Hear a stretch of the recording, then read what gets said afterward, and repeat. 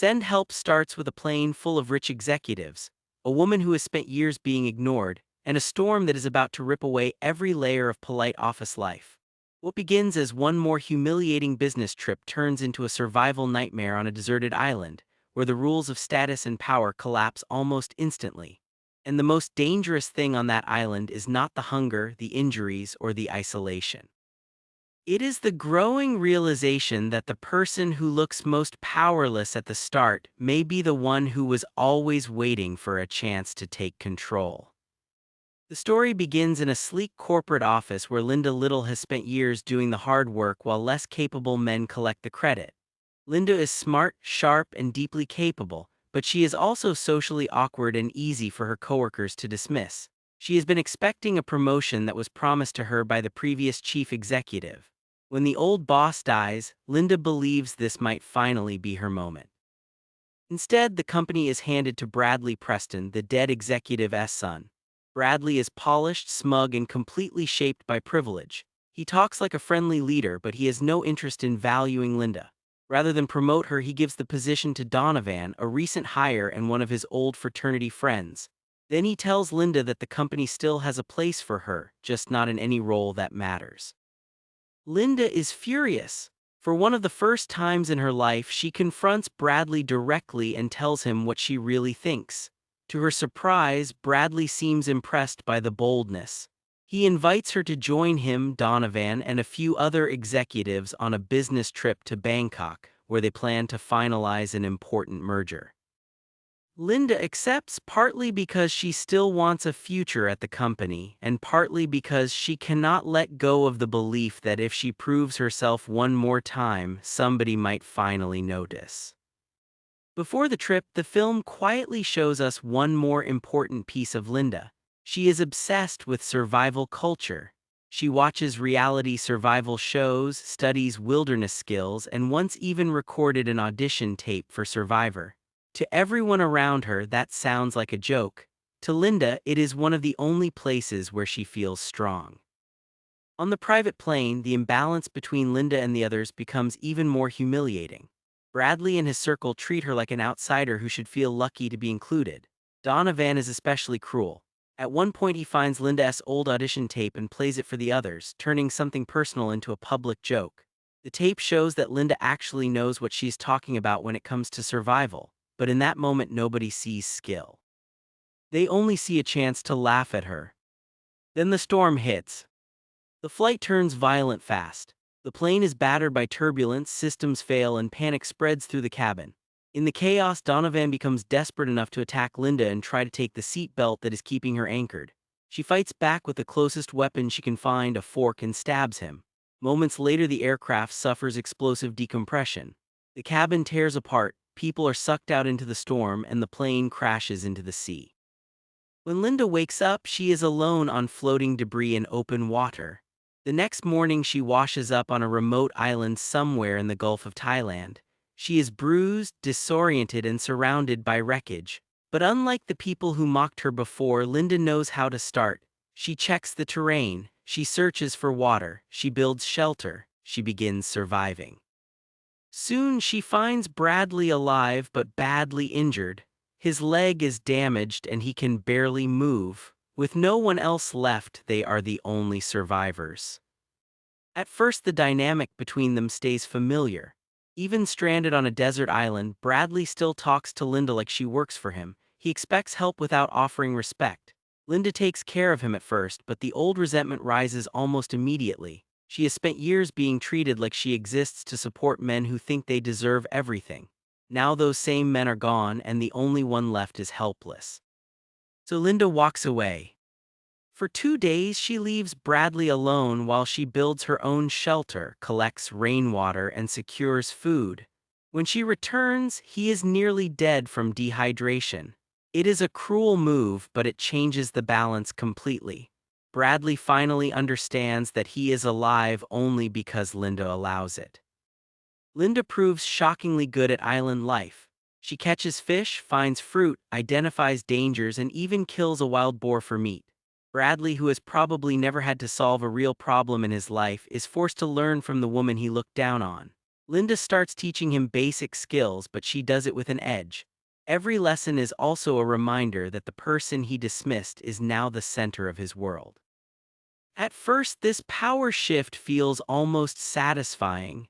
Bradley is finally seeing Linda clearly. He becomes more dependent and more careful around her. But the film does not stay in simple revenge territory for long. It starts pushing Linda somewhere darker. While exploring the island, Linda discovers the far side and spots a passing boat that might have rescued them. She has the chance to signal it. Instead, she stays hidden and lets it go. This is the moment where the story changes. Linda is no longer just surviving, she is choosing the island. The reason becomes clearer as time passes. On the mainland, Linda was invisible, insulted, and trapped in a life where every door seemed controlled by people like Bradley. On the island, she matters, she is skilled, she is powerful, she is needed. Rescue no longer looks like freedom, it looks like a return to humiliation. Bradley does not know she ignored the boat, and for a while the two settle into a strange routine. Linda teaches, Bradley follows. There are even moments that feel almost intimate, built on isolation and mutual dependence. One night after drinking homemade fruit wine, Linda opens up about her past. She says she was once married to an abusive man and let him drive drunk, leading to his death.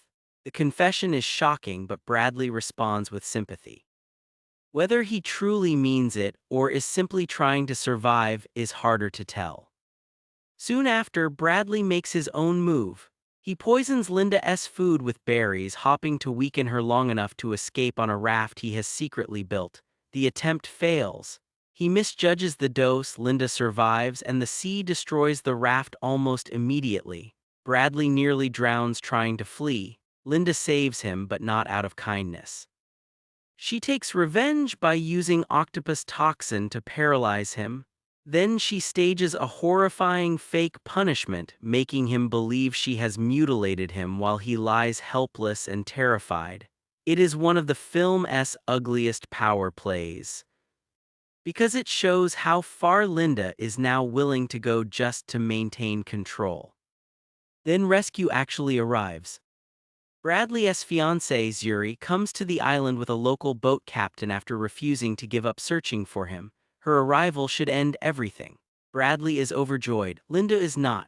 Zuri represents the whole world Linda chose to reject. She is successful, beautiful, and deeply tied to the life Bradley would return to without a second thought. If Bradley leaves with Zuri, Linda goes back to being nobody. So Linda makes another decision that cannot be undone. She leads Zuri and the captain to a dangerous cliff area on the island and returns alone. At first, she does not fully explain what happened. She is rattled, withdrawn, and strangely quiet. Bradley senses something is wrong, but Linda keeps trying to maintain the old story. She lets him keep believing that maybe Zuri and the captain are somewhere else on the island. Then Bradley finds the truth. While hunting alone, he discovers Zuri's buried remains. Everything explodes from there. Bradley confronts Linda and she finally admits more of what happened. She claims the deaths were accidental at first, but it quickly becomes clear that she deliberately caused the fall. She was not protecting herself from danger. She was protecting the life she had built from anyone who might end it. Bradley is horrified. For the first time, he truly sees Linda not as a weird employee or an annoying subordinate, but as a woman who has crossed into something terrifying. He attacks her and the fight turns savage. In the struggle, Bradley gouges out one of Linda's eyes. Linda stabs him, but he escapes. Running from her across the island, Bradley discovers something even more shocking. On the far side sits a luxurious beach house, fully stocked and hidden from the side of the island where they had been surviving.